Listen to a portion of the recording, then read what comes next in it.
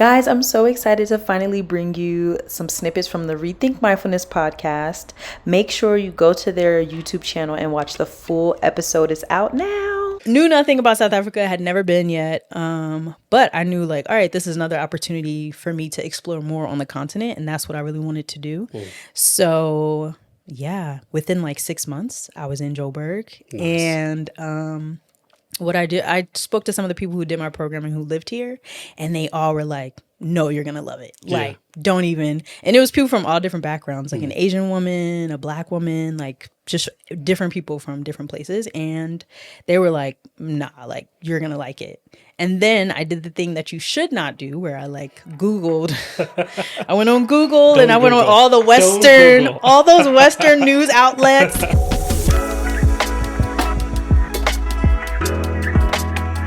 Welcome to Rethink Mindfulness, where we talk about health, fitness, and mental wellness. A lot of people see the word mindfulness and they think yoga class or meditation. But mindfulness can also be you picking your next outfit, or you picking your next meal. And it can also be you packing up and relocating to a whole different country. That's exactly what my next guest did, and we're going to find out why. Hello, Jasmine. How you doing? Hi, I'm so happy to be here. So happy to be here. Yeah. Okay, it's been a long time coming. It has. Been waiting to get in this seat. Yeah. I saw you had a killer workout today. Yeah. Man, Elijah does not let up. Shout out to my trainer. Love you. Every time I see you, you're holding on to dear life at the gym. Okay. Now, hold on. I do my best. Okay, so normally what I do is I like to play a game with my guests just to break the ice. Okay. So we're going to play a game. Are you ready? I guess. All right, let's do it. I was born ready. I know you are. Dancing or singing? Dancing. Dancing. Yeah. Can you dance? I'm okay. Okay.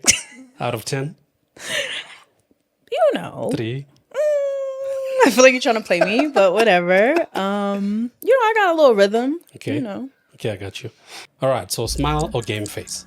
I would say my smile. Your smile. I get a lot of compliments about how nice my smile is. Yeah. Yeah. I think that's a tricky question because sometimes you have to put on your game face. Also, depending where you are.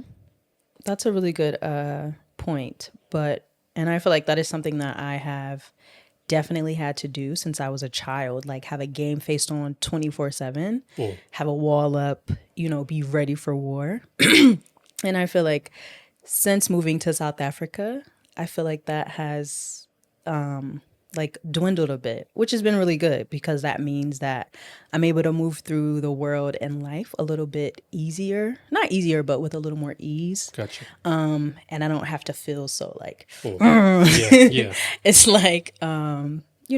moving through the world with ease and with a smile, and still knowing that you're gonna reach the goals that you want to reach, or you're still gonna make things happen. It's kind of I guess a mindset of manifesting. I know it's gonna happen, so I can move through the world with peace and love and ease. Still very new to me, but I'm working on that. Got you. Wow. That's in my age and in this place. Wow. That was meant to be a game question and you went deep. I know. My bad. I love it. All right. Cats or dogs? Oh, I am not an animal person per se. They're cool, but it's not really my thing. But I guess if I had to choose, it would be... This is really hard. I guess I'm just gonna go with dog. Dog. I'll go with dog. Have you owned any before? I've had a dog before. Me and my sisters. Our dog's name was Max. Way back in the day when we were younger. But my grandmother loves cats, and I'm also just kind of coming to learn how smart they are. So I'm maybe a cat is more the wave. So I don't know.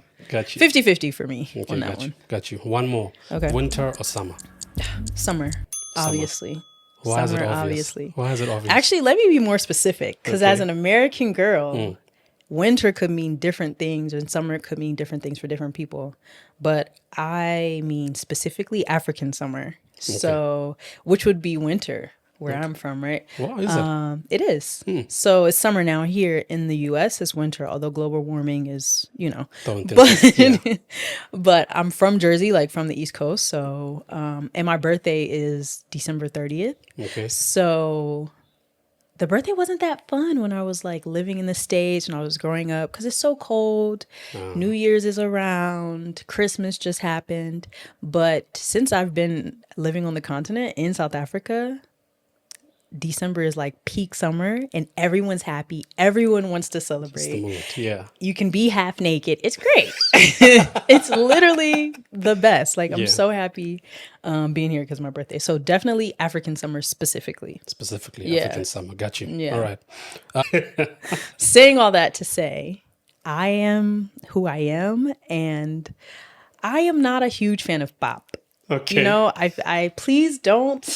Everybody's Don't a huge cancel fan me. of pop, though. I know. Everyone loves it. If I am like at a braai or somewhere, like I can eat it.